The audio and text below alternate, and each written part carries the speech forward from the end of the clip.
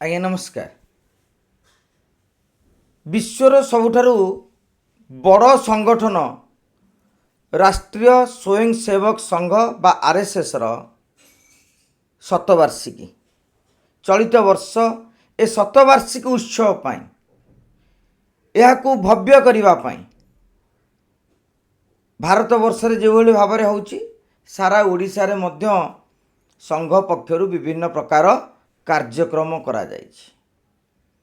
RSS ଏକ ବିଚାରଧାରା, ଏମିତିକି ଆର୍ଏସ୍ଏସ୍ରେ ଯିଏ ରହିବେ ସେମାନେ କେବଳ ବିଜେପି ସେମିତି ବି ନୁହେଁ, ଅନ୍ୟ ଦଳର ନେତାମାନେ ମଧ୍ୟ ସଂଘ ସହିତ ଜଡ଼ିତ। ଆମ ଓଡ଼ିଶାରେ ବି ଏମିତି ନେତା ଅଛନ୍ତି ପ୍ରସନ୍ନ ଆଚାର୍ଯ୍ୟଙ୍କ ଭଳି ଯେଉଁମାନେ ଆର୍ଏସ୍ଏସ୍ ସହିତ ଜଡ଼ିତ। ଆଜିର ମୋର ପ୍ରସଙ୍ଗ ହେଉଛି ଯେ ସଂଘକୁ ଗଲେ ଟିକେଟ୍ ମିଳିବ, ଏଭଳି ଏକ ଧାରଣା ବିଜେପିର କିଛି କାର୍ଯ୍ୟକର୍ତ୍ତା ବିଶେଷ କରିକି 2024 ନିର୍ବାଚନ ସମୟରେ ବିଜେପିକୁ ଆସିଥିବା କିଛି କାର୍ଯ୍ୟକର୍ତ୍ତାମାନଙ୍କର ଧାରଣା ରହିଛି ଯେ ସଂଘ ତ ବେଶ ଶକ୍ତିଶାଳୀ, ଆମେ ଯଦି ସଂଘ ସହିତ ଜଡ଼ିତ ହେବା ତାହେଲେ କାଲି ଟିକେଟ୍ ପାଇବା, ପଦପଦବୀ ପାଇବା। ଏଭଳି ଏକ ଭ୍ରମାତ୍ମକ ଧାରଣା ଅନେକଙ୍କ ମନରେ ବସା ବାନ୍ଧିଛି। ଆର୍ଏସ୍ଏସ୍ର ବିଚାରଧାରା ସହିତ ଜଡ଼ିତ ନ ହୋଇ ସେ ବିଚାରଧାରାକୁ ଭଲ ଭାବରେ ନ ବୁଝି କେବଳ ମୁଁ ସଂଘ ବୋଲି ଦର୍ଶାଇବା ପାଇଁ ସେଲ୍ଫି ଆପଣ ଦେଖିବେ ପୋଷ୍ଟ କରାଯାଉଛି, ଫଟୋ ପୋଷ୍ଟ କରାଯାଉଛି। କାହିଁକିନା ତାଙ୍କୁ କିଏ ବତେଇ ଦେଇଛନ୍ତି, ଆରେ ବାବୁ ତୁ ସଂଘ ସହିତ ଟିକେ ଜଡ଼ିତ ରହ, ନହେଲେ ତତେ ଏବିଭିପିରେ ଯୁବ ମୋର୍ଚ୍ଚାରେ ପଦପଦବୀ ମିଳିବନି। ଯେଉଁଥିପାଇଁ ମୁଁ ସୋସିଆଲ ମିଡ଼ିଆରେ ଲକ୍ଷ୍ୟ କରୁଛି ବିଚାରଧାରାର 1% ବିଚାରଧାରା ସମ୍ପର୍କରେ ଗୋଟିଏ ପାରା ଜାଣିନଥିବା ବ୍ୟକ୍ତି ନିଜକୁ ସଂଘର ଏଭଳି ଏକ ସ୍ୱୟଂସେବକ ବୋଲି ଦର୍ଶାଉଛନ୍ତି। ମୁଁ ଭାବେ ଇଏ ବୋଧେ 15-20 ବର୍ଷ ତଳୁ ସ୍ୱୟଂସେବକ ଅଛନ୍ତି। ତେଣୁ ଏଇ ଯେଉଁ ଭ୍ରମାତ୍ମକ ଧାରଣା ରହିଛି ସେ ସମ୍ପର୍କରେ ମୁଁ କିଛି କହୁଛି।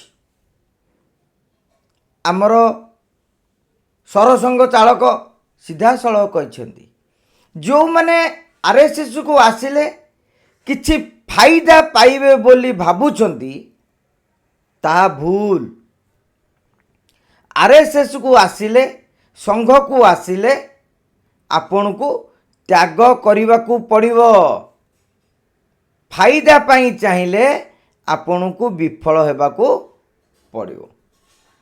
ସେମାନେ ବୁଝିବା ଦରକାର ସଂଘର ଏକ ତାଲିକା ବି ରହିଛି। ଆଜି ନୁହେଁ, ଆପଣ 1970 ଦଶକରେ କେଉଁମାନେ ସଂଘ ସହିତ ଜଡ଼ିତ ଥିଲେ, 80 ଦଶକରେ କେଉଁମାନେ ଥିଲେ, ତା'ର ଗୋଟେ ତାଲିକା ମଧ୍ୟ ସଂଘର ଯେଉଁମାନେ ପ୍ରଚାରକ ଅଛନ୍ତି ସେମାନଙ୍କ ପାଖରେ ରହିଛି।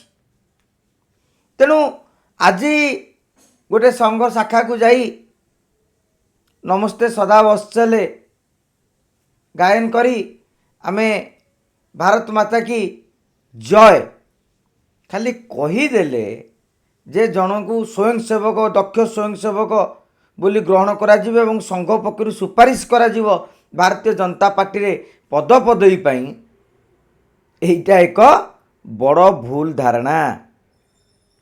ତେଣୁ ଯଦି ସଂଘର ବିଚାରଧାରା ସହିତ ଜଡ଼ିତ ହେବାକୁ ଚାହାନ୍ତି, ସଂଘ ଆଦର୍ଶରେ ଅନୁପ୍ରାଣିତ ହେବାକୁ ଚାହାନ୍ତି, ସଂଘ ଉପରେ ଲିଖିତ ଅନେକ ପୁସ୍ତକ ବି ପ୍ରକାଶ ପାଇଛି, ସେ ବିଚାରଧାରା ସହିତ ଜଡ଼ିତ ହୁଅନ୍ତୁ।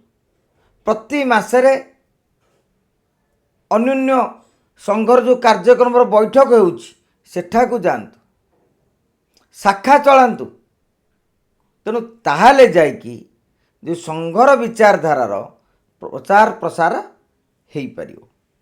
ଏବଂ ସଂଘ ବିଚାରଧାରା ପ୍ରଚାର ପ୍ରସାର ପାଇଁ ଯଦି ଏହି ପରିପ୍ରେକ୍ଷୀରେ ମୁଁ ଆମର ସରସଂଘ ଚାଳକ, ଦ୍ୱିତୀୟ ସରସଂଘ ଚାଳକ ଗୁରୁଜୀଙ୍କ କଥା ଟିକେ ମନେ ପକାଇ ଦେଉଛି। ଗୁରୁଜୀ କହିଥିଲେ जदि भारतर 1% लोक ग्रामांचल और सहरांचल 2% लोक संघर स्वयंसेवक हेबे, जेबे संघर स्वयंसेवक हेबे सेतेबेले भव्य समृद्ध वैभवशाली भारत गठन संभवपर हो पार। ए विचारधारा मन रखि था, व्यक्ति मरी जाए हेले विचारधारा मरे नहीं। ए विचारधारा ही आज भारतीय जनता पार्टी को एते सशक्त करिछि। अतीत रे अनेक आरएसएस रो शक्ति सामर्थ्य को नजरअंदाज करुथिले, आज आरएसएस रो शक्ति सामर्थ्य कैडर एते जोर व्याप्त हो जाइछि जे गत 1.5 दशंधि धरी भारतर राजधानी को, भारतर शासन को, अन्य राज्यर शासन व्यवस्था को भी वर्तमान भारतीय जनता पार्टी नियंत्रण करि पारिछि। तेणु जो कर्मी माने, जो कार्यकर्ता माने संघर हेबा पाई न दर्शई भल थरे थरे मझिरे मझिरे आसिला पर धीरे धीरे आपण माने भी संघर विचारधारा सहित जड़ित होइजिवे, किंतु किछि पाइबी पद पदे पाइबी कार्यकर्ता टे माने मु फोटो टे देखे देले मु होजु संघ लोक, सेमिति हेले आपणकर आकलन भूल हो जिवो। काहेकि ना संघर पदाधिकारी तुमको मार्किंग करवा दरकार जे तुम प्रकृति रे रियल स्वयंसेवक ना नाई। तेणु जो मैंने यही हीन भावना रखिकी संघ को आसुछंती सेमानकर उद्देश्य केबे भी सफल हेबो नाही। नमस्कार।